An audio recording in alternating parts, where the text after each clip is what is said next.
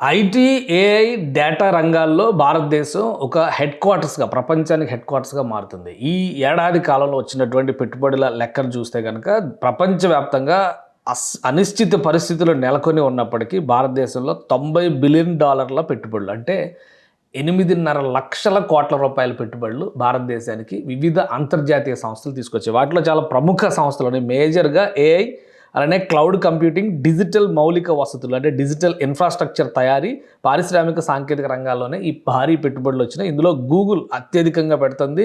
దేశంలో ఏఐ మౌలిక వసతుల విస్తృత కల్పనలో భాగంగా $15 బిలియన్ $143,000 పెడుతుంది. అమెజాన్ భారతదేశంలో 2030 నాటికి $13 బిలియన్ అంటే $123,000 పెడుతుంది. ఎయిర్ ట్రంక్ ఆస్ట్రేలియాకి చెందినటువంటి డేటా సంస్థ 2030 నాటికి 5 గిగావాట్ల సామర్థ్యంతో ఉన్నటువంటి డేటా సెంటర్స్ నిర్మించే ప్రయత్నం చేస్తుంది. అందులో $2,85,000 పెట్టుబడులు పెడుతుంది అనమాట. ఇంకా ఇవి కాకుండా సెయింట్ గోబెన్ ఫ్రాన్స్కి చెందినటువంటి భవన నిర్మాణ సంస్థ ఇక్కడ 11,000 కోట్లు పెట్టుబడి పెడుతుంది.